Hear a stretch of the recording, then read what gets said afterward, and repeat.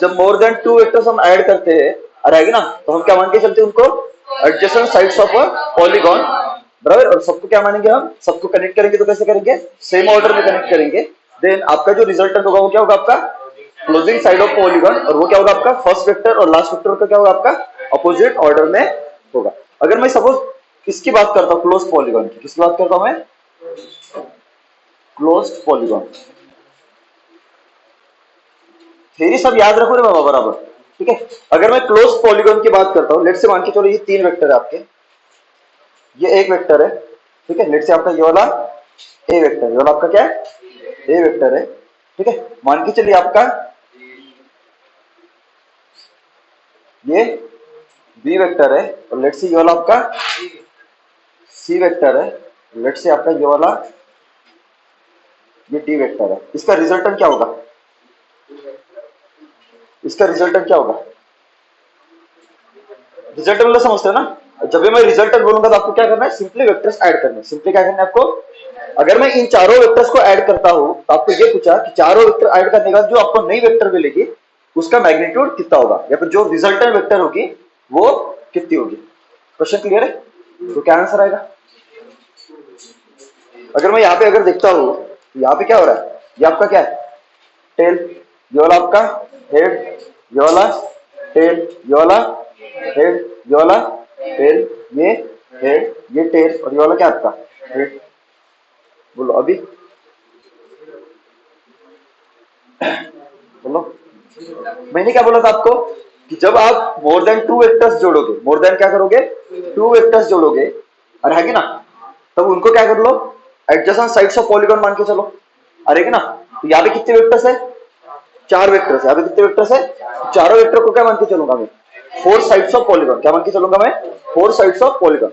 ये बन गई आपकी पहली साइड, ये दूसरी साइड, ये तीसरी साइड, और ये वाली चौथी साइड। देन आपका जो रिजल्टेंट वेक्टर होगा वो क्या होगा, आपका क्लोजिंग साइड ऑफ पॉलीगॉन होगा। लेकिन यहाँ पे कोई क्लोजिंग साइड बच रही है क्या, जब मैं चार वेक्टर को ऑलरेडी जोड़ रहा हूं, बराबर है, चारों वेक्टर मिलकर क्या कर रहे, पॉलीगॉन को क्या कर रहे, कंप्लीट कर रहे, तो क्लोजिंग साइड तो बच ही नहीं रहे ना। यहाँ पे क्लोजिंग साइड बच ही नहीं रहा, इसका मतलब क्या है, जीरो। इसका मतलब क्या है, या फिर आप ऐसा भी समझ सकते हो, मैंने आपको ये बोला था कि जो अगर आपको दो से ज्यादा वेक्टर्स जोड़ने हैं तो सबको क्या मान के चलो, एडजेसेंट साइड्स ऑफ पॉलीगॉन मान के चलो। तो उसमें जो पहली वेक्टर होगी उसका टेल, और जो लास्ट वाली वेक्टर होगी उसका हेड, दोनों को क्या कर दो, स्ट्रेट लाइन से कनेक्ट कर दो। तो उस स्ट्रेट लाइन की जो लेंथ होगी that will be your magnitude of resultant vector, आ रहेगी ना। तो पहला वेक्टर कौन सा है, ये ए पहला वेक्टर है, और लास्ट वाला वेक्टर कौन सा है, डी वेक्टर है। तो पहले वेक्टर का टेल यहाँ पे और लास्ट वेक्टर का हेड कहाँ पे, यहाँ पे। तो दोनों दो मतलब पहले वेक्टर का टेल मतलब initial point of resultant vector, और लास्ट वेक्टर का हेड मतलब final point of resultant vector. अरे समझे कि नहीं समझे, तो दोनों तो एक ही जगह पे आ रहे हैं ना। मतलब जो आपका रिजल्टेंट है उसका फाइनल पॉइंट और इनिशियल पॉइंट क्या आ रहा है, एक ही जगह पे आ रहा है, तब जाके उसको हम क्या बोलते थे, नल वेक्टर। मतलब आपका रिजल्टेंट वेक्टर मतलब क्या है, नल वेक्टर मतलब क्या होता है, मैग्नीट्यूड जीरो। नल वेक्टर मतलब क्या होगा आपका, मैग्नीट्यूड जीरो। इस केस में अगर आप चार मोर देन टू वेक्टर्स अगर आप ऐड करते हो और वो सभी वेक्टर्स मिलके अगर एक क्लोज पॉलीगॉन बनाते, जब सबको क्या करोगे, सेम ऑर्डर में जोड़ोगे, बराबर है, तो सब मिलके क्या बनाएंगे, क्लोज पॉलीगॉन बनाएंगे। तो उन सभी वेक्टर्स का जो एडिशन होगा वो क्या होगा, आपका नल वेक्टर होगा। वो क्या होगा आपका, तो मैं बोल सकता हूं A vector plus B vector plus C vector plus D vector is equal to क्या हो जाएगा, आपका आर वेक्टर है, और इसी का क्या आपका जीरो। ये आपका क्या है, जीरो। सबको समझा क्या, हाँ उसकी जीरो वेक्टर का मैग्नीट्यूड जीरो था, लेकिन डायरेक्शन हम आर्बिट्ररी लेके चलते हैं। कोई भी कुछ भी अपनी मर्जी से कहीं भी हम डायरेक्शन लेके चल सकते हैं नल वेक्टर का, ठीक है। उसका मैग्नीट्यूड हमेशा जीरो होगा, मैग्नीट्यूड क्या होगा आपका, जीरो होगा, ठीक है। या तो क्लियर है सबको। तो ये वो आपका, अगर मैं अगर या फिर आप ऐसा भी कर सकते थे ना, जैसे ये आपका पहला वेक्टर है, ये दूसरा वेक्टर है, ये तीसरा वेक्टर है, तो मैं पहले तीन वेक्टर को जोड़ देता, पहले तीन वेक्टर को जोड़ता तो उसका रिजल्टेंट क्या आता। अगर मैं ए बी और सी जोड़ता तो पहला वेक्टर कौन सा होता, फिर ए, और लास्ट वाला वेक्टर कौन सा होता, सी। तो पहले वेक्टर का टेल यहाँ पे और लास्ट वाले वेक्टर का हेड यहाँ पे, तो रिजल्टेंट क्या होगा, इसका प्लस इसका प्लस इसका, ये होगा रिजल्टेंट। अरे होगा ना, अरे समझे कि नहीं समझे, ये होगा ना, जो किसके बराबर आएगा, डी वेक्टर के बराबर आएगा। किसके बराबर आएगा? बट ऑलरेडी डी वेक्टर का जो डायरेक्शन है वो एरो नीचे की तरफ है, इसका कहां पे? तो इसकी मैग्नीट्यूड इसकी मैग्नीट्यूड सेम है, डायरेक्शन अपोजिट है, तो ये क्या हुआ आपका नेगेटिव डी वेक्टर। तो देख लो इस नेगेटिव डी वेक्टर और डी वेक्टर को जोड़ोगे तो टोटल मिलके क्या आ जाएगा? सबको समझा? ऐसा भी सोच सकते हो, ठीक है। अगर मैं आपको ऐसा दे देता, सपोज मैं तीन तीन ये दे देता ट्रायंगल का, जैसे आपका मान के चलिए पहला वेक्टर है, ये दूसरा वेक्टर है, ये आपका तीसरा वेक्टर है, चलो ए वेक्टर, बी वेक्टर और ये सी वेक्टर, इसका रिजल्टेंट कितना आएगा? बोलो कितना? पक्का? पक्का? क्योंकि फिर से देख लो, ये टेल ये वाला हेड, ये टेल ये वाला हेड, ये वाला टेल ये वाला, तो तीनों वेक्टर को जब ऐड कर रहे हो आप तो तीनों क्या बना रहे? एक क्लोज ट्रायंगल बना रहे, और ट्रायंगल ही आपका एक क्या है? तीन साइड का पॉलीगॉन, तीन साइड का ही पॉलीगॉन है ना, मतलब तीनों का एडिशन क्या जाएगा आपका? A vector plus B vector plus C vector is equal क्या जाएगा आपका? सबको समझा? अरे ना, इसके बाद अगर मैं आपको ऐसे दे देता हूं क्वेश्चन, सपोज मान के चलिए ऐसा है,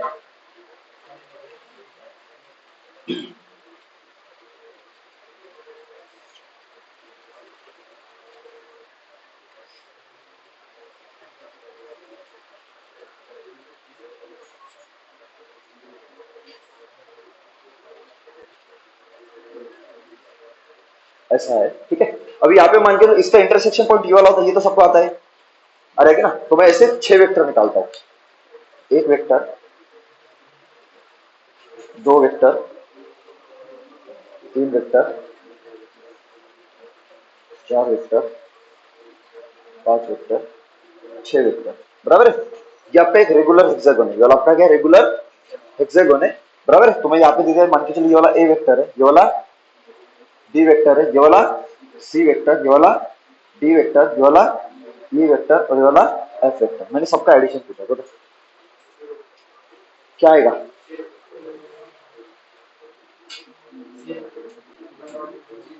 क्या आएगा?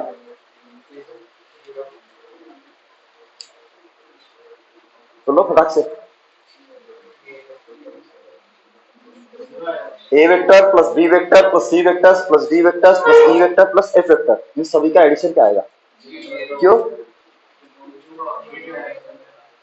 सबके सब क्या है? ये वाला अब इसकी, अब ये क्या आपका रेगुलर हेक्सागोन है, तो इसकी मैग्नीट्यूड, हमने क्या बोला था कि रेगुलर हेक्सागोन में जब आप दो अपोजिट पॉइंट्स ज्वाइन करते हो तो ये क्या बन जाती है? आपकी डायगोनल बन जाती है, बराबर है।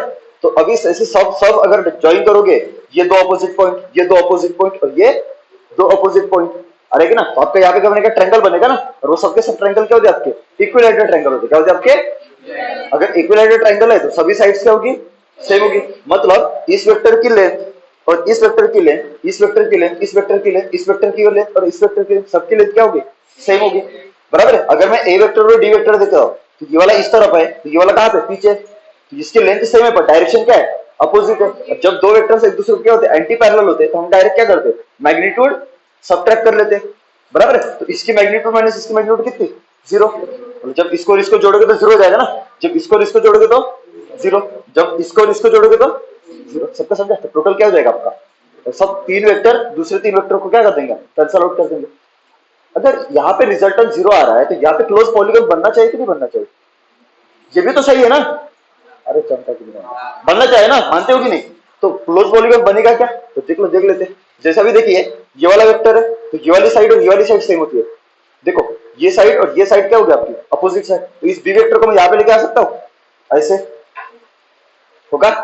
देख लो, इसको मैंने यहां से इधर खिसका दिया तो इसका डायरेक्शन भी चेंज नहीं किया, और देखो डायरेक्ट मैग्नेट ये वाली साइड और ये वाली साइड एक दूसरे को क्या है?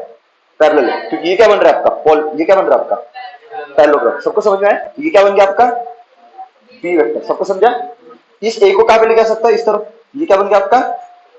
तुम्हें तो समझा ही नहीं, बराबर है। और इसको डी को इस तरफ, बराबर है, आ गया डी। और इसको सी को कहां पे लेके आऊंगा? इस तरफ, दिख रहा है?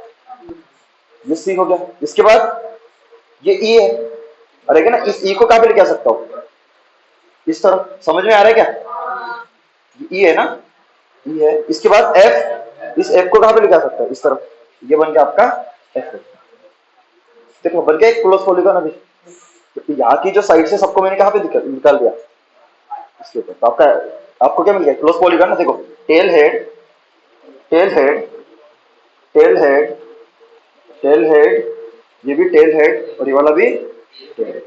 सबको समझ में आया? तो आपका यहाँ पे क्लोज पॉलीगॉन बन रहा है, सबकी एडिशन क्या आ गया आपकी 0। सबको क्लियर है क्या? अब एक चीज मेरे को बताओ, अगर मैं ट्रायंगल लॉ के ऊपर पीएचडी करना चाहता हूँ, बराबर है, अभी यहाँ पे एक चीज आप समझोगे, जैसे अगर मैं यहाँ पे 4 वेक्टर देखता हूँ, इन चारों का रिजल्टेंट क्या आ रहा है 0 आ रहा है, कि ये चारों के चारों वेक्टर सेम प्लेन में रखे हुए हैं? पक्का? पक्का? क्या यहाँ पे ये जो 3 वेक्टर मैंने ऐड किए ये भी क्या रखे हुए यहाँ पे? मतलब जब आप मोर देन 2 वेक्टर्स ऐड करते हो, जब आप मोर देन 2 वेक्टर्स ऐड करते हो और उन सभी वेक्टर्स का एडिशन का जो रिजल्ट मिलता है, मतलब आपका रिजल्टेंट वेक्टर वो अगर आपका मैग्नीट्यूड में 0 है या फिर वो अगर आपका नल वेक्टर है, तो इसका ये मतलब है कि वो सबके सब वेक्टर्स क्या होने चाहिए आपके कोप्लेनर वेक्टर्स होने चाहिए। एक ही प्लेन में होने चाहिए ना, क्या सबके सब कोप्लेनर वेक्टर्स है एक ही प्लेन में ना? इसका मतलब क्या होने चाहिए कोप्लेनर वेक्टर्स होने चाहिए। ठीक है, क्या हमने ट्रायंगल लॉ में पढ़ा था कि ट्रायंगल लॉ में जो 3 वेक्टर्स होते हैं, एक ए वेक्टर, एक बी वेक्टर और एक आपका क्या होता है आर वेक्टर, वो तीनों कोप्लेनर वेक्टर होते हैं। तो मैंने कल बताया था आपको। पक्का? तो अगर आपको ट्रायंगल लॉ को थोड़ा सा याद करते हो आप, तो देखो ये वाला आपका क्या था, ये क्या था आपका, ये आपका ए वेक्टर था, ये वाला आपका क्या था जी बी वेक्टर। क्लियर है क्या सबको? ये क्या था आपका, ये क्या था आपका आर वेक्टर, ये क्या था आपका आर वेक्टर। एक काम कर सकता हूं मैं, यहां पे अगर आपको एक रिलेशन होगा तो ये पता होगा आपका A vector plus B vector is equal to क्या होगा आपका आर वेक्टर। ये तो मानते हो ना, यहाँ पे तो कोई किसी को दिक्कत नहीं। अगर मैं आर वेक्टर को इस तरफ शिफ्ट करता हूं, जैसे अगर मैं इसकी मैग्नीट्यूड अगर देखूंगा तो इसकी मैग्नीट्यूड क्या हुई ए, इसकी मैग्नीट्यूड और इसकी मैग्नीट्यूड, यहां तक तो सही है, कोई दिक्कत नहीं है। ठीक है, अगर मैं इस आर वेक्टर को इस तरफ शिफ्ट करता हूं तो क्या हो जाएगा आपका A vector plus B vector minus क्या हो जाएगा आपका R vector is equal to क्या हो जाएगा जी 0। बिल्कुल सही है। क्या मैं इसको ऐसा भी लिख सकता हूं A vector plus B vector plus negative of R vector, मतलब वो आर वेक्टर का क्या होगा नेगेटिव वेक्टर होगा। अगर मैं यहाँ पे मैग्नीट्यूड की बात करता हूँ, इसकी मैग्नीट्यूड ए, इसकी मैग्नीट्यूड बी, इसकी मैग्नीट्यूड, समझ रहे हो क्या? मतलब जब मैं 3 वेक्टर 2 वेक्टर को ऐड कर रहा था और मेरे को रिजल्टेंट वेक्टर मिल रहा था, तो यहाँ पे तीनों वेक्टर की जो मैग्नीट्यूड थी वही मैग्नीट्यूड यहाँ पे। इसको मैं ऐसा लिख सकता हूँ कि ये जो माइनस आर वेक्टर है इसको मैं क्या लिख दूं सी वेक्टर लिख दूं। कंसिडर करो कि आपका जो नेगेटिव आर वेक्टर है उसको क्या मान के चलो सी वेक्टर मान के चलो, उसको क्या मान के चलो सी वेक्टर। तो ये क्या हो जाएगा रिजल्ट आपका, बोलो A vector plus B vector plus C vector is equal to 0। मतलब ये क्या हो गया आपका पॉलीगॉन वही तो हो गया ना, चमका फिर चमका।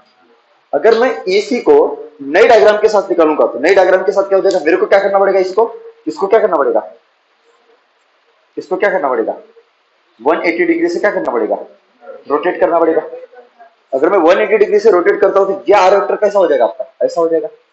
अरे होगा कि नहीं होगा ऐसा, ये बन जाएगा आपका नेगेटिव आर वेक्टर, तो ये क्या हो जाएगा आपका सी वेक्टर। अगर मैं इसको यहां पे दिखाता हूं देख लिया ऐसा कुछ हो जाएगा,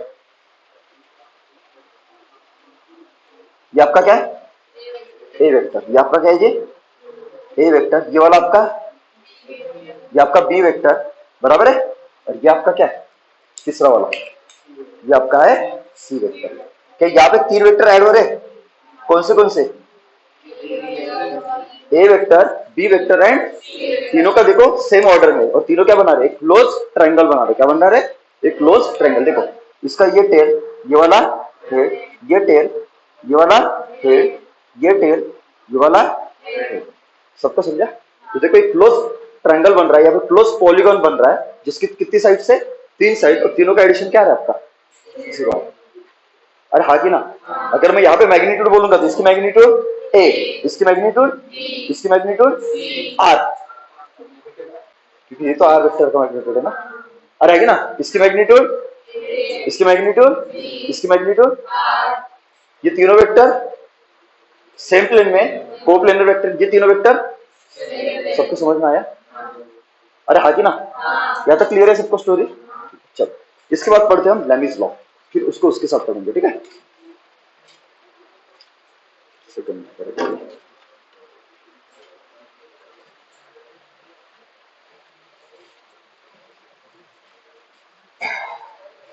अभी लैमीज लॉ क्या है?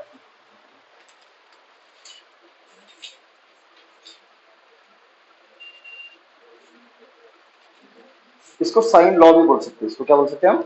साइन लॉ भी बोल सकते हैं, लैमीज लॉ, बराबर है? ये बहुत काम में आएगा आपका, अगर आपको मतलब शॉर्टकट में अगर कुछ प्रॉब्लम सॉल्व करने हैं, बराबर है, तो हम ये वाला लॉ यूज करते जाएंगे, ठीक है? तो एक्चुअली में पहले बता दो लैमीज लॉ किसके लिए यूज करते हैं। सबसे पहले मेरे को बता दो, कोई भी बॉडी इक्विलिब्रियम में है, कोई भी बॉडी रेस्ट में, इसका मतलब क्या है? पहले भी बताया, उसके ऊपर कोई फोर्स नहीं है, क्या उसके ऊपर फोर्स लग रहे हैं और उन सभी फोर्सेस का एडिशन का रिजल्ट जीरो आ रहा है, समझते हो ना? तो अगर कोई बॉडी रेस्ट में है तो इसका ये मतलब है कि, ये मतलब नहीं है कि उसके ऊपर फोर्स नहीं है, इसका ये मतलब है कि उसके ऊपर जितने भी फोर्सेस लग रहे हैं उन सभी फोर्सेस को, अगर उन सभी फोर्सेस का अगर आप वेक्टर एडिशन करते हो तो आपको जो रिजल्टेंट फोर्स मिलती है या फिर जो नेट फोर्स मिलती है वो आपकी क्या होती है? जीरो होती है। तब हम ये मान के चलते हैं कि उसके ऊपर अनबैलेंस्ड फोर्स कितना है? जीरो है। नेट फोर्स मतलब ही क्या होता है? अनबैलेंस्ड फोर्स, बराबर है? और न्यूटन का पहला लॉ ही है, बराबर है? जब किसी बॉडी के ऊपर एक अनबैलेंस्ड फोर्स लगता है तो वो अनबैलेंस्ड फोर्स क्या करता है? उस बॉडी की स्टेट ऑफ मोशन या फिर स्टेट ऑफ रेस्ट को क्या करता है? चेंज करता है। अरे पढ़े हो ना? पक्का? तो अगर मान के चले कोई बॉडी है, लेट से ये आपकी एक बॉडी है, ठीक है? लेट से इसका मास कितना है? m, इसका मास कितना है? m है। और मान के चले इसके ऊपर तीन फोर्सेस लग रहे हैं, ये वाला आपका एक फोर्स है, बराबर है? आपका ये वाला एक फोर्स है और आपका ये वाला एक फोर्स है, बराबर है? मान के चले ये वाला आपका F1 फोर्स है, ये वाला आपका क्या है? F1 फोर्स, ये वाला आपका F2 फोर्स और ये वाला आपका F3 फोर्स, ठीक है? इसकी मैग्नीट्यूड F1, इसकी मैग्नीट्यूड F2 और इसकी मैग्नीट्यूड, लेट्स से इनके बीच में जो एंगल है F1 और F2, इसके बीच में जो एंगल है आपका वो कितना है? क्या सबके टेल एक जगह पे आ रहे? अरे आ रहे कि नहीं आ रहे? एक जगह पे आ रहे ना? आ रहे ना? तो ये मान के चलो आपका एंगल कितना है? आपका अल्फा। ये एंगल कितना आपका? अल्फा। तो F1 और F2 के बीच में एंगल कितना है? अल्फा। F2 और F3 के बीच में एंगल कितना है आपका? बीटा, बराबर है? और आपका जो F3 और F1 है इसके बीच में एंगल कितना आपका? गामा। इसके बीच में एंगल कितना आपका? Gamma. Then according to Lami's law, पहला तो अभी लैमीज लॉ लगाने के लिए कंडीशन क्या होनी चाहिए बता दे रहा हूं। अगर आपको लैमीज लॉ कहीं पे लगाना है, बराबर है, तो कंडीशन क्या होगी कि वहां पे क्या होनी चाहिए? मिनिमम कितने होने चाहिए? मिनिमम नहीं, कितने होने चाहिए? 3 वेक्टर्स होने चाहिए। कितने होने चाहिए? 3 वेक्टर्स, ये पहली कंडीशन है, बराबर। दूसरी कंडीशन क्या है कि ये जो तीनों वेक्टर्स हो गए वो क्या होने चाहिए? आपके कोप्लेनर होने चाहिए। क्या होने चाहिए? कोप्लेनर। कोप्लेनर मतलब समझते हो ना? वो एक ही प्लेन में होने चाहिए। वो क्या होने चाहिए? आपके एक ही प्लेन में। और तीसरी कंडीशन, ये अगर तीनों फोर्सेस का अगर आप रिजल्टेंट निकाल रहे हो तो तीन फोर्सेस जब किसी एक बॉडी के ऊपर लग रहे तो तीनों फोर्सेस का जो रिजल्टेंट होगा वो क्या होना चाहिए? जीरो होना चाहिए। रिजल्टेंट क्या होना चाहिए? जीरो। या फिर हम बोल सकते हैं कि ये जो बॉडी होगी वो क्या होनी चाहिए? आपकी इक्विलिब्रियम में होनी चाहिए। क्या होनी चाहिए? इक्विलिब्रियम मतलब रेस्ट में। इक्विलिब्रियम मतलब रेस्ट में। ये तभी होगी जब तीनों का एडिशन क्या आ जाएगा? आपका जीरो आ जाएगा। और आगे ना, तो कंडीशन क्या होगी? F1 vector plus F2 vector plus F3 vector is equal to क्या होगा? आपका जीरो। ये जो बॉडी होगी क्या होगी आपकी? इसकी वजह से this body is at equilibrium. क्या होनी चाहिए? आपकी इक्विलिब्रियम में होनी चाहिए। यहां तक क्लियर है? अगर ये तीनों कंडीशन सेटिस्फाई होती है, अगर ये तीनों कंडीशन क्या होती है? सेटिस्फाई होती है, तो आपका क्या लगता है? वहां पे लैमीज लॉ लगता है। और लैमीज लॉ क्या है? लैमीज लॉ क्या है आपका? लैमीज लॉ है आपका, अगर मैं ये वेक्टर लेता हूं F1, ये आपका पहला वेक्टर है जिसका मैग्नीट्यूड कितना है? F1, और इसके अपोजिट में एंगल कौन सा है? बीटा। तो F1 बटे sine of angle opposite to F1, is equal to होता है दूसरा वेक्टर F2, इसके अपोजिट में एंगल कौन सा है, गामा। तो F2 की मैग्नीट्यूड बटे sine of gamma is equal to क्या होगा आपका तीसरा वेक्टर कौन सा F3, इसके अपोजिट में एंगल अल्फा। तो F3 बटे साइन ऑफ क्या हो जाएगा आपका अल्फा। ये कंडीशन आपकी वहां पे सेटिस्फाई होगी। क्वेश्चन क्लियर है, क्लियर है क्या यहां तक? तो यही आपका क्या है लैमिस लॉ, यही आपका क्या है लैमिस लॉ। ठीक है, उतार दो इसको, कहीं भी दिक्कत है तो पूछ लो, वही अभी इधर बनाएंगे। कहीं भी दिक्कत है वहां तक? सबको समझ में आया लैमिस लॉ क्या है? चलो उतार दो इसके ऊपर, फिर इसके ऊपर मस्त क्वेश्चन बनाएंगे। कोई पार्ट अगर नहीं समझता तो मेरे को पूछते जाओ खुद से।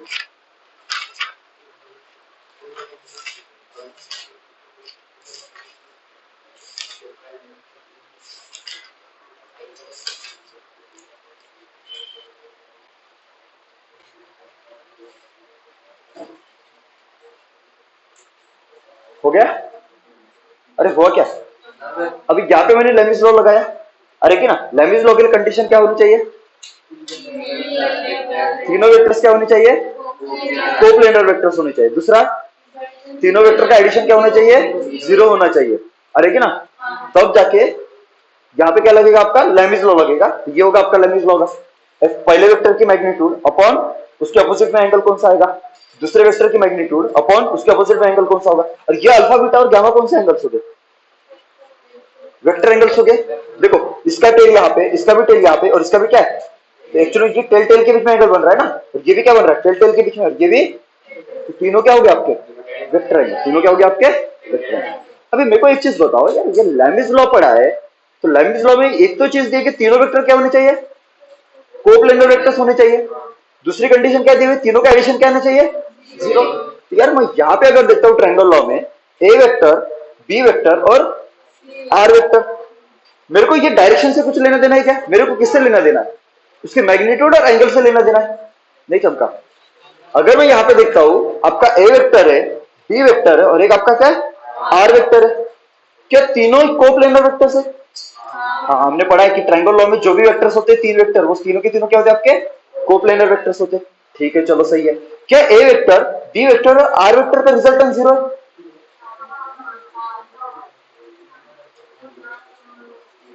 यहाँ पे नहीं है ना, लेकिन जब मैं उसको 180 डिग्री से रोटेट करता हूं तो आपको ये क्या मिलता है, सी मतलब नेगेटिव आर वेक्टर। इसके यहाँ पे जैसे ये ए वेक्टर, बी वेक्टर और आर वेक्टर, इनके जितने मैग्नीट्यूड है तीनों की उतनी इनकी मैग्नीट्यूड है। इसके मैग्नीट्यूड ए, इसकी मैग्नीट्यूड बी और इसकी मैग्नीट्यूड क्या है, क्या यहाँ पे रिजल्टेंट 0 अभी, क्योंकि वहां पे क्या बन रहा है क्लोज पॉलीगॉन बन रहा है। क्या ये तीनों के मतलब ए वेक्टर, बी वेक्टर और सी वेक्टर को अगर मैं मिलाता हूं तो तीनों का रिजल्टेंट क्या आ रहा है 0 आ रहा है। तो ये तो कंडीशन सेटिस्फाई हो गई ये वाली। दूसरी कंडीशन क्या है, ये तीनों क्या होने चाहिए, तो ये भी कंडीशन सेटिस्फाई होगी। और टोटल नंबर ऑफ वेक्टर्स कितने, 3, तो तीनों कंडीशन सेटिस्फाई हुई। तो यहाँ पे मैं लेमिस लॉ लगा सकता हूँ, अरे लगा सकता हूँ क्या, यही लेमिस लॉ इधर क्या बनता है आपका साइन लॉ बनता है। क्या बनता है साइन लॉ, इधर क्या बनता है आपका साइन लॉ। तो मैंने क्या बताया था कि अगर आप F1 वेक्टर लेते हो, पहला वेक्टर लेते हो, तो एंगल किसके बीच में लेना है, F2 और F3 के बीच में, बराबर। अगर आप F2 लेते हो तो एंगल किसके बीच में लेना है, F1 और, अगर आप F3 लेते हो तो एंगल किसके बीच में लेना है, मतलब जो वेक्टर ले हो तो उसके नीचे डिनोमिनेटर में क्या लेना है, angle opposite to that vector, sine of angle opposite to that vector. या फिर वो वेक्टर छोड़ के बाकी जो दो वेक्टर बचे उनके बीच में एंगल निकाल लो, और वो कौन सा एंगल होगा आपका, वेक्टर एंगल होगा। वो कौन सा एंगल होगा आपका, अगर मैं वही अगर यहाँ पे चीज करता हूं तो आपको एक चीज पता है कि ये एंगल कौन सा होता है जी, ये सी मतलब ये आपका क्या है नेगेटिव आर वेक्टर। अरे हाँ कि ना, यहाँ तक क्लियर है सबको? तो मेरे को बताओ ये एंगल कौन सी होगी, ये वाली, ये एंगल किसकी होगी, ये ए वेक्टर और बी वेक्टर के बीच में एंगल होती है, याद है आपको थीटा। देख लो इसको अगर खिसका दोगे, इसको अगर आगे खिसका दोगे तो यहाँ पे क्या जाएगा आपका, इसका टेल आ जाएगा ना। तो देखो टेल और टेल के बीच में एंगल बनेगी, बराबर। अगर मेरे को सी वेक्टर मतलब ये क्या आपका नेगेटिव आर वेक्टर, अरे ना इसके बीच में और ए वेक्टर के बीच में एंगल बनानी है, तो वो क्या होगी, तो इसको क्या करना पड़ेगा, आगे खिसकाना पड़ेगा। इसको देखो इसका टेल यहाँ पे लेके आना पड़ेगा ना, ये देखो आपका ऐसा आगे चला जाएगा। अरे जाएगा कि नहीं जाएगा? तो टेल यहाँ पे आएगा ना, तो ये आपके एंगल बनेगी। अरे यार, अगर आपको याद होगा तो ये अल्फा थी, ये वाली बीटा थी, ये वाली थीटा थी, तो ये कितनी हुई? ये कितनी हुई? ये कितनी हुई? कितनी हुई?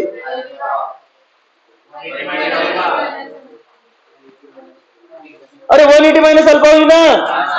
अरे ये अल्फा है ना, इसका आगे किसका है ना, तो कितनी हुई? 180 माइनस अल्फा। क्लियर है? इसके बाद इसके बीच में और इसके बीच में निकालनी है, इसका क्या करना पड़ेगा? हेड आगे किसका खिसकाना पड़ेगा, तो ऐसा हो जाएगा। देखिए आया? तो ये एंगल कितनी थी? बीटा। ये कितनी? तुम्हें तो समझा ही नहीं। अरे आया कि नहीं आया? सबको समझ में आया? तो यहाँ पे अगर मैं ये लगाता हूँ लेमिस लॉ, क्योंकि यहाँ पे तीनों वेक्टर का एडिशन क्या आ रहा है? 0 आ रहा है, तो मैं यहाँ पे लगा सकता हूँ ए वेक्टर का मैग्नीट्यूड बटे क्या आ जाएगा? तो ए वेक्टर अगर लिया था, एंगल किसके बीच में लेना है? बी और सी के बीच में। बी और, तो बी और सी के बीच में कौन सा एंगल है? ये एंगल है कि ये एंगल है? तो वो एंगल कौन सी होती है? वेक्टर एंगल होती है। तो ये अगर मैं एंगल लेता हूं तो हेड और टेल के बीच में होता ना, इसलिए मैंने किसके बीच में निकाला? हेड और इसको ऊपर खिसका दिया ऐसे। अरे हाँ की ना, तो कितना एंगल है? 180 माइनस, तो sine of 180 minus theta is equal to, फिर दूसरा बी। बी बटे क्या करोगे? बी लिया तो एंगल किस बीच में लेनी है? ए और सी के बीच में एंगल कौन सी है? तो साइन ऑफ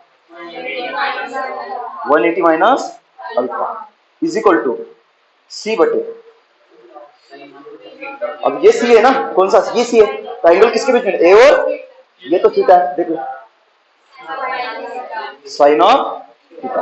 और इसको जब सॉल्व करोगे तो साइन ऑफ 180 माइनस बीटा क्या होता है? तो आपको पता ही है, ये क्या होता है आपका? ये होता है आपका कॉस एक्सिस, और ये क्या होता है आपका? सेकंड क्वाड्रेंट में क्या होता है आपका? कॉस की वैल्यू निगेटिव होती है और साइन की वैल्यू, तो ये साइन है ना 180 से छोटा, मतलब सेकंड क्वाड्रेंट ना, तो साइन की वैल्यू सेकंड क्वाड्रेंट में क्या होती है? Sine positive cos, first quadrant में cos positive sine, sine positive ना। अरे आया कि नहीं आया? सबको समझ में आ रहा है ना? तो क्या हो जाएगा आपका? ए बटे, बोलो, साइन 180 माइनस बीटा। तो जब 180 होता है तो साइन किस में कन्वर्ट होता है? साइन में।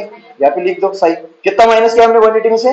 बीटा, यहाँ पे बीटा, तो साइन की वैल्यू क्या होगी? पॉजिटिव। तुम्हें तो समझा ही नहीं। इज इक्वल टू बोला आगे, बी बटे, बोलो फटाक से, साइन सेकंड क्वाड्रेंट में पॉजिटिव, 180 इसलिए साइन साइन ही रहेगा, 180 में से कितना माइनस किया? अल्फा, इसलिए यहाँ पे अल्फा इज इक्वल टू यहाँ पे सी बटे साइन ऑफ थीटा। यही बन जाएगा आपका साइन लॉ। ये क्या हो जाएगा आपका? अगर कहीं पे ट्रायंगल लॉ आ रहा है तो वहां पे ये लॉ भी साथ में काम करेगा। सबको समझ में आया? तो साइन ट्रायंगल लॉ के साथ ये वाला भी याद रखो, ठीक है? यहाँ पे कहीं भी दिक्कत है तो मैं पूछ लो। हाँ, ये एग्जांपल है आपके लिए, ठीक है? इसके ऊपर करोगे? करोगे क्या? ठीक है, आपको क्या दिया हुआ है? एक तो गिवन कंडीशन है A vector plus B vector C is equal to 0। तीनों वेक्टर का एडिशन क्या दिया हुआ आपको? 0 दिया है। आपको दिया हुआ है आउट ऑफ दिस 3 वेक्टर्स, ठीक है, 2 vectors are equal in magnitude. 2 equals are equal in magnitude मतलब आ? दोनों का मैग्नीट्यूड सेम होना चाहिए ना। तो कोई भी दो उठा लो, तो लेट से मान के चलो मैं ये जो है ए, उसका कितना मैग्नीट्यूड लेता? एक्स लेता, और दूसरा जो बी है उसका भी कितना लूंगा मैं? कोई भी दो उठा लो ना, या फिर ए और सी उठाओ, बी और सी उठाओ, या फिर ए और, अरे हाकी ना, आपकी मर्जी है। अरे हाकी ना, कोई भी दो पूछे ना, ठीक है? आगे दवा है in magnitude and magnitude of third vector, मतलब थर्ड कौन सा आपका? सी है, is √2 times either of 2 vector, मतलब जो दो वेक्टर का आप मैग्नीट्यूड सेम किए हो उसके क्या है? √2 टाइम्स है किसका? तीसरे वेक्टर का मैग्नीट्यूड। तो ये कितना होगा आपका? √2 टाइम्स एक्स। क्लियर है क्या? आगे दिया हुआ है फाइंड एंगल बिटवीन वेक्टर। क्या पूछा आपको? Find angle between vectors. तो कैसे करोगे बोलो? कुछ डेटा दिया है इन्होंने? डेटा नहीं दिया, कैसे करोगे बोलो?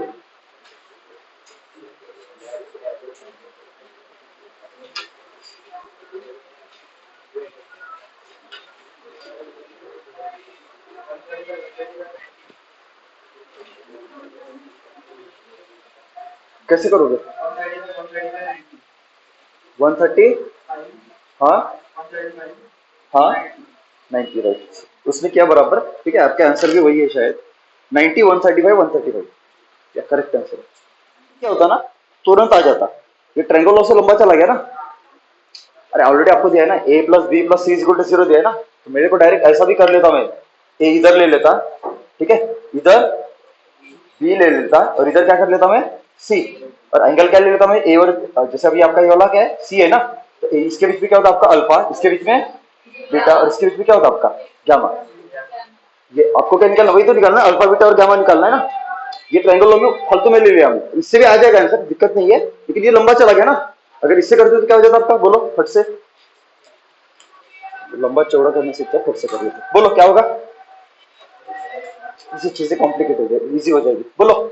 तो एक तो समझ में आ रहा है कि अल्फा बीटा और ये तीनों में एंगल कितना, सम कितना है, alpha plus beta plus gamma, इनकी सम कितनी है, 360 ना। ये आपकी पहली इक्वेशन था, ये क्लियर है। दूसरी इक्वेशन कौन सी आपकी, वो वाली, तो यहां से दूसरी इक्वेशन क्या हो जाएगी, बोलो, इसकी मैग्नीट्यूड वहां से देख लो, x, इसकी मैग्नीट्यूड x, और इसकी मैग्नीट्यूड √2x, क्लियर है ना। तो बोलो क्या हो जाएगा आपका, a बटे साइन ऑफ, बोलो क्या है उसके अपोजिट एंगल कौन सा, sine of beta is equal to, बोलो आगे फटाक से, b बटे साइन ऑफ, अरे b के अपोजिट में कौन सा है, गामा है ना, gamma is equal to c बटे, फट से बोलो, साइन ऑफ अल्फा। सबको समझ में आ रहा है, आगे बोलो a की मैग्नीट्यूड x बटे sine of beta is equal to x बटे gamma is equal to c बटे, c की वैल्यू कितनी है, √2x बटे क्या हो जाएगा आपका अल्फा, क्लियर है आपको। तो यहाँ पे मैं देख सकता हूँ, अगर मैं इन दोनों को इक्वेट करता हूँ तो आपका क्या मिलेगा, और इन दोनों को इक्वेट करता हूँ, अरे हागे ना, तो क्या हो जाएगा आपका, बोलो, इन दोनों को इक्वेट करूंगा तो क्या हो जाएगा, x by sine beta is equal to x by sine, तो x तो आपका कट जाएगा ना, तो यहाँ पे क्या बचेगा आपका, beta is equal to gamma. यहाँ तक क्लियर है। ये बनेगी आपकी पहली इक्वेशन, ये बनेगी आपकी, सॉरी दूसरी इक्वेशन, क्या बनेगी आपकी दूसरी इक्वेशन। तीसरी, इन दोनों को इक्वेट करो, अरे इन दोनों को कर सकते हैं ना, तो इन दोनों को इक्वेट करोगे तो क्या हो जाएगा, एक्स बटे sine of gamma is equal to क्या हो जाएगा आपका, √2x बटे साइन ऑफ अल्फा। तो आपका ये x कट जाएगा, तो यहां से क्या जाएगा आपका 1 by sine of gamma is equal to क्या हो जाएगा आपका, √2 बटे साइन ऑफ अल्फा। यहां तक क्लियर है। तो आपको क्या मिला, बीटा इज इक्वल टू क्या मिला, गामा मिला, बीटा इज इक्वल टू क्या मिला, गामा मिला, और आपको यहाँ पे साइन, ये एक रिलेशन मिला, तीसरा इक्वेशन पकड़ लो, क्या पकड़ लो, तीसरा।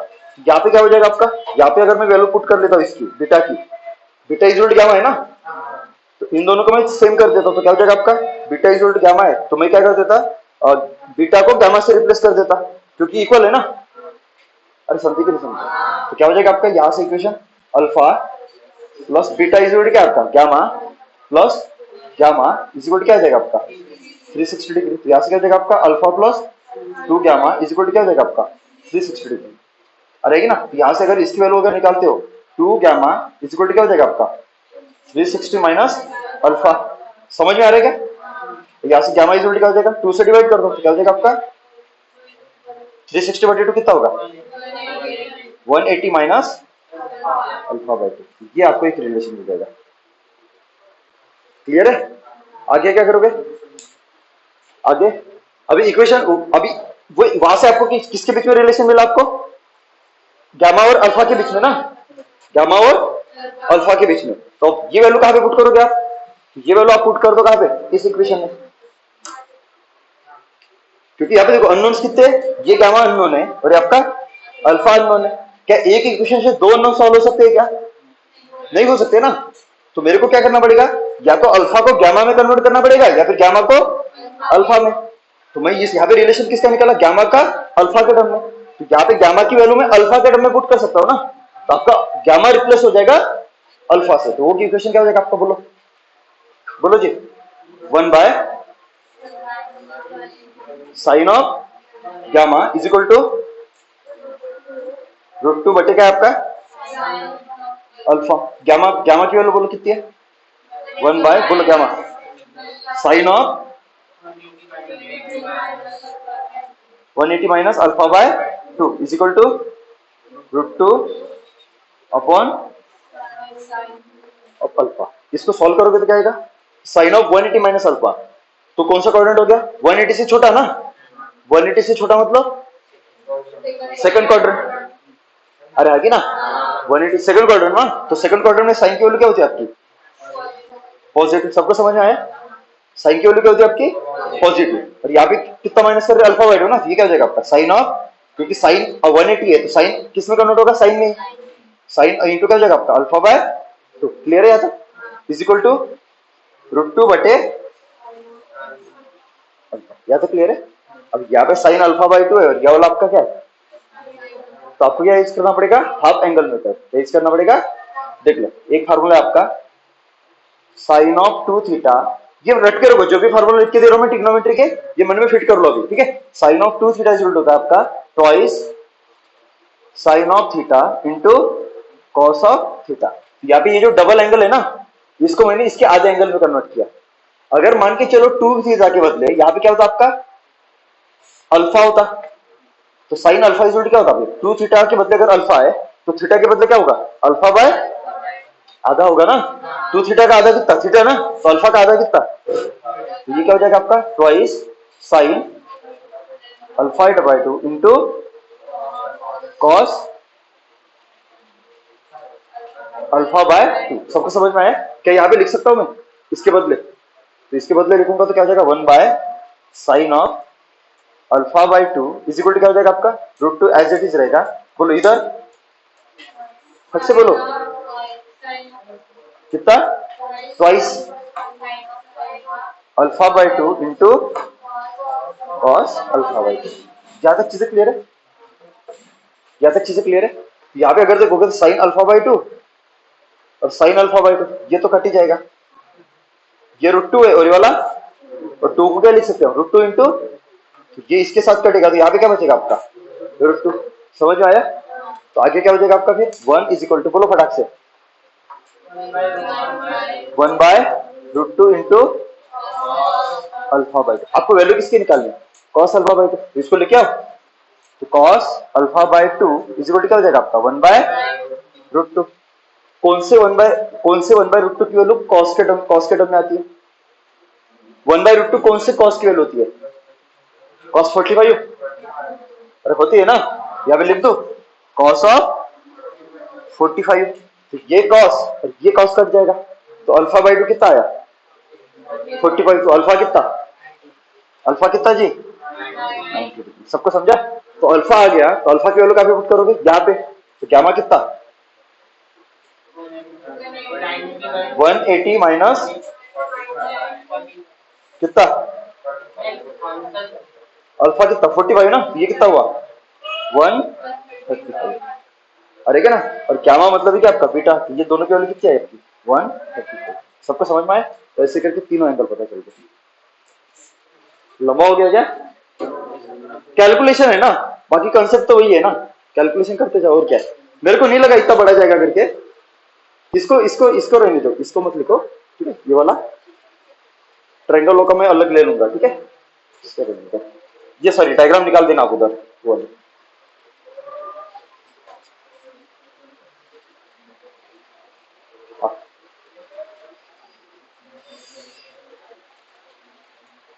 समझे हो क्या,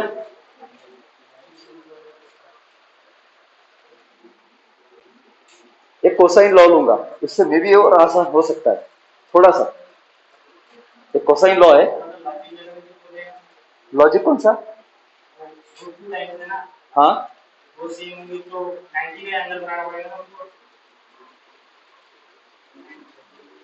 बराबर।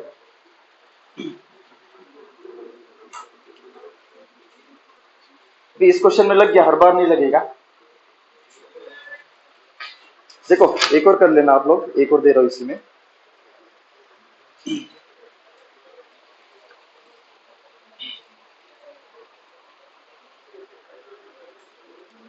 ये क्वेश्चन मिटा दो ना इधर का, ये तो लिख दियोगे ना।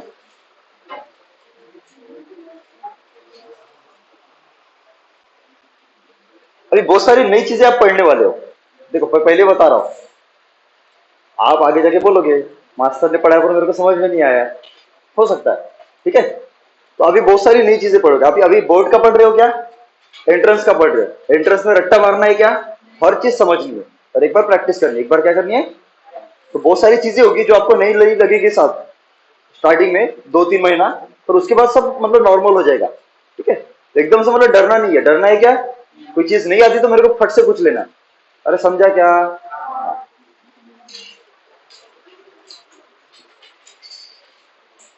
तो वो फेसबुक इस पे मीम्स वगैरह आते हैं ना, मीम्स साइंस वाले स्टूडेंट के लिए बहुत आते हैं। पहले मैं सुखी था, फिर मैंने साइंस ले ली, अभी मैं दुखी हूँ, वो मीम्स मिलेंगे।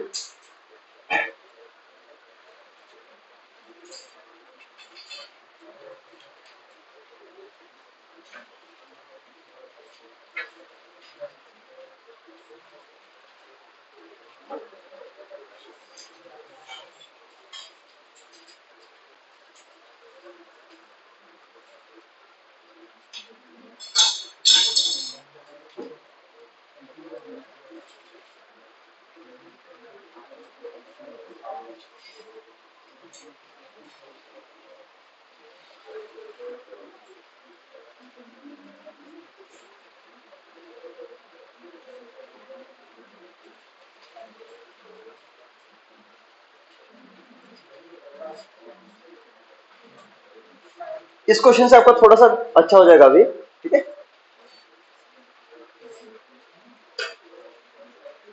चलो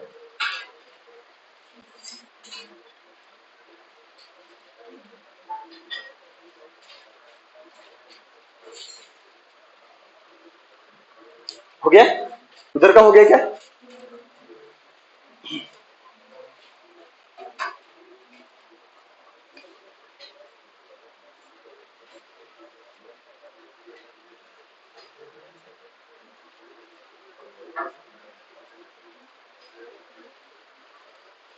अरे इधर का हो गया क्या,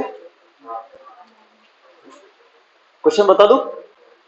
चलो आपका क्या दिया हुआ है, मैं इसको सॉल्व ही करके दूंगा। ठीक है, आपको क्या दिया हुआ है कि एक ब्लॉक है, बराबर है, जिसका वेट कितना है 3 न्यूटन। वेट मतलब फोर्स होता है क्या, वेट मतलब क्या होता है, pull exerted by gravity on a body. बराबर, किसी बॉडी के ऊपर ग्रेविटी का कितना पुल होगा, that will be your weight. अरे ना, और वेट मतलब क्या होता है, m इंटू जी।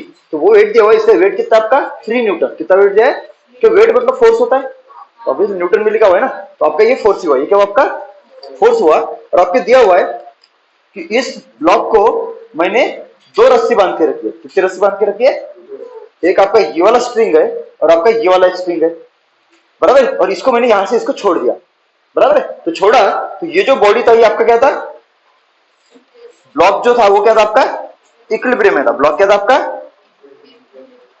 अब इक्विलिब्रियम में था, इसका मतलब क्या है, उसके ऊपर नेट फोर्स क्या होना चाहिए।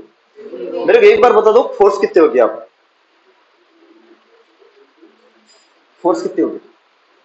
अभी आगे जाके हम पढ़ेंगे, जब मैं न्यूटन लॉज ऑफ मोशन पढ़ाऊंगा ना, तो वहां पे मैं आपको कांटेक्ट फोर्स करके पढ़ाऊंगा। ठीक है, स्ट्रिंग फोर्सेस। अगर कोई रस्सी है तो रस्सी की वजह से क्या हो जाएगा, एक फोर्स आ जाएगा, उसको हम कहते हैं टेंशन बोलते हैं, उसको हम कहते हैं टेंशन। तो पहले बता दो ये टेंशन फोर्स कहां पे लगेगा। तो जब भी आपकी ऐसी रस्सी कनेक्टेड होगी ना, जब रस्सी खींची हुई होगी, ये ब्लॉक क्या करेगा, इस रस्सी को इस तरफ खींचेगा और रस्सी को इस तरफ खींचेगा। तो रस्सी खींची हुई है कि नहीं, जब आपकी रस्सी खींची हुई होगी तो उसमें क्या हो जाएगा, एक खिंचाव डेवलप हो जाएगा। क्या हो जाएगा, एक खिंचाव डेवलप होगा, और उसी खिंचाव को हम क्या बोलते हैं, टेंशन। उसी खिंचाव को हम क्या बोलते हैं, टेंशन। अगर आपको टेंशन की डायरेक्शन दिखानी है, टेंशन की डायरेक्शन दिखानी है, तो टेंशन की डायरेक्शन दिखाने के लिए स्ट्रिंग के क्या कर लो, एंड पॉइंट पकड़ लो, स्ट्रिंग के क्या पकड़ लो, और वहां पे कांटेक्ट पॉइंट दिखा दो। तो यहाँ पे अगर देखो तो स्ट्रिंग कहां पे कनेक्टेड है, यहाँ पे ब्लॉक के साथ यहाँ पे कांटेक्ट में है ना, और स्ट्रिंग का ये वाला एंड पॉइंट कहां पे कनेक्टेड है, दीवार के साथ।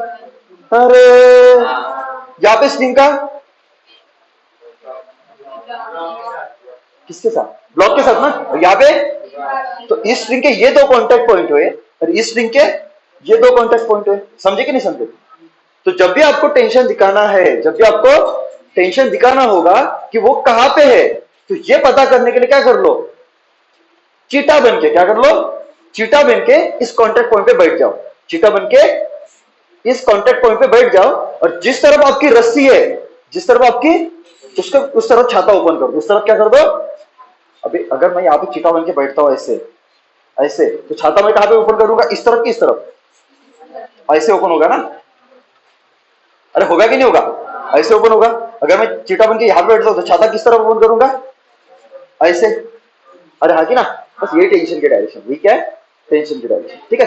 तो यहाँ पे जब ओपन किया तो स्ट्रिंग वन है, तो अगर रस्सी अगर आपकी चेंज होती है, अगर सेम स्ट्रिंग है तो टेंशन सेम होगा, अगर रस्सी अगर आपकी चेंज होती है तो टेंशन भी क्या होगा आपका, क्योंकि ये जो टेंशन होता है ये किसकी प्रॉपर्टी होती है, रस्सी के नेचर की प्रॉपर्टी होती है। रस्सी चेंज तो टेंशन चेंज, रस्सी सेम तो टेंशन सेम। ये रस्सी और ये रस्सी सेम ही क्या अलग है सर, ये भी तो प्लास्टिक नायलॉन की बनी है, ये भी तो नायलॉन की बनी है, तो दोनों सेम ही हुई ना, तो टेंशन सेम ही होना चाहिए ना, ऐसा है क्या। अरे हाँ कि ना, नहीं, ठीक है। तो ये टेंशन क्या होगा आपका T1 और ये टेंशन क्या होगा आपका T2। इसका ये भी तो, ये आपका क्या वेट है ना, तो इसमें तो टेंशन, ये वेट कहाँ पे लग रहा है आपका, नीचे। अभी देखो कितने फोर्सेस है, ये भी एक फोर्स, ये भी एक फोर्स, और ये भी। क्या इस बॉडी के ऊपर 3 फोर्स लग रहे, क्या तीनों सेम प्लेन में है, क्या तीनों सेम प्लेन में, क्या तीनों सेम प्लेन में। अगर तीनों सेम प्लेन में, क्या ये बॉडी इक्विलिब्रियम में, क्या ये बॉडी इक्विलिब्रियम में। अरे हाँ कि ना, अगर वो इक्विलिब्रियम में है तो यहाँ पे लैंग्वेज लॉ लगेगा कि नहीं लगेगा, लगेगा ना। आपको वही पूछा है कि बताओ इस T1 की वैल्यू क्या होगी और इस T2 की वैल्यू क्या होगी। क्वेश्चन क्लियर है सबको, पक्का। क्या सबको टेंशन देता है, देने आएगा आज से, टेंशन की डायरेक्शन दे पाओगे। कॉन्टैक्ट पॉइंट पे बैठो, छाता ओपन करो किसके अलॉन्ग, रस्सी के अलॉन्ग, और आएगी ना, वही डायरेक्शन होगा आपका टेंशन का, वही डायरेक्शन होगा आपका। आगे जाके ये टेंशन कैसे डेवलप होता है ये कहां पे पढ़ाऊंगा मैं, एनएलएम में। कहां पे, Newton laws of motion, Newton. क्या आप T1 और T2 की वैल्यू निकाल सकते हो। चलो आपके पास 2 मिनट है, 2 मिनट में सॉल्व करो। जो बराबर आंसर देगा उसको 6 रुपये ना मेरी तरफ से, 1 रुपये शगुन का। हाँ हाँ,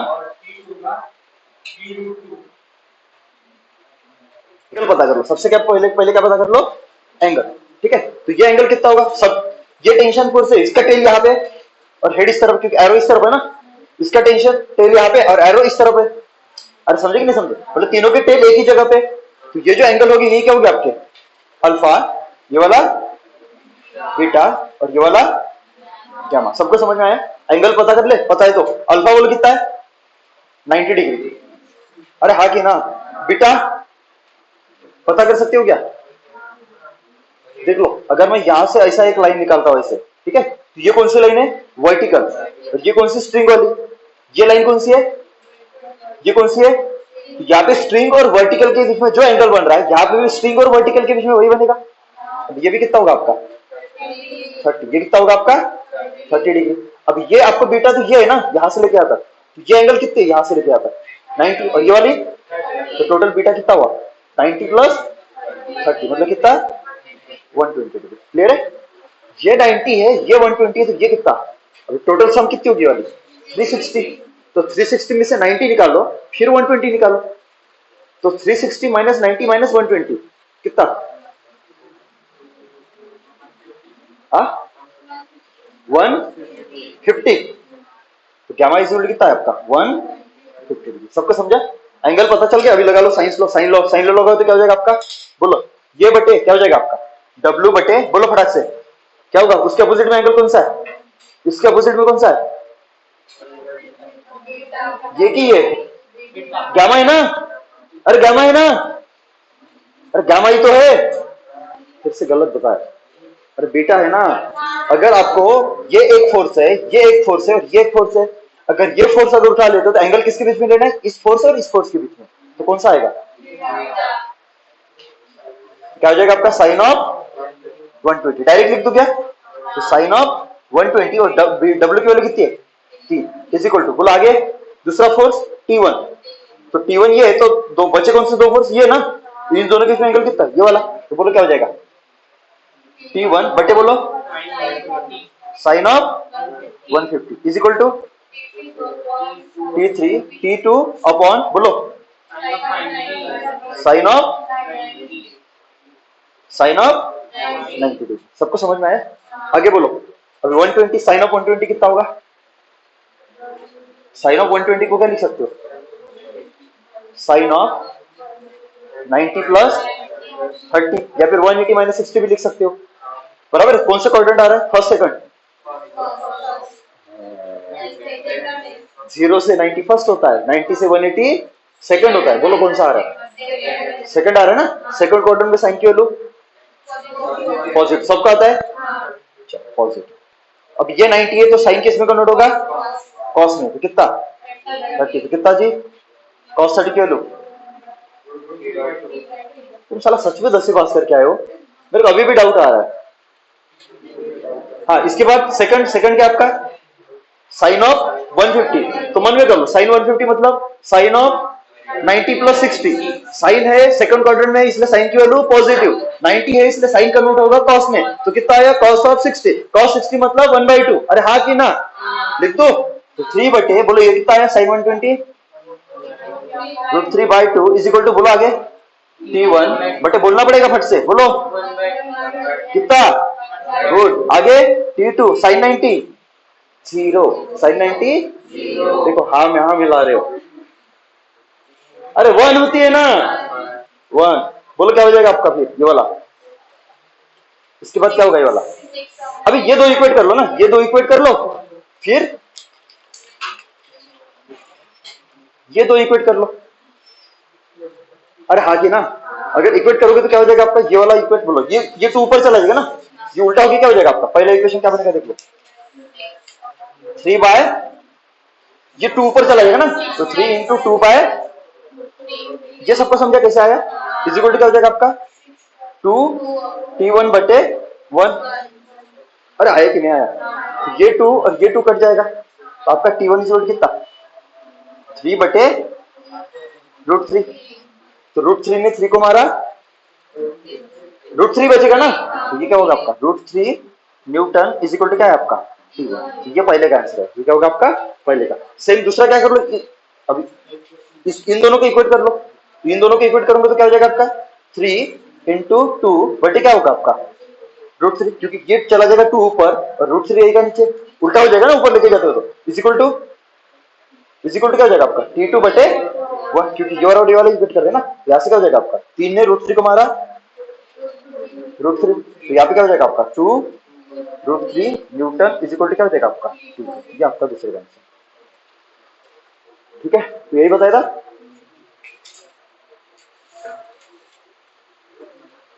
क्लियर है क्या सबको?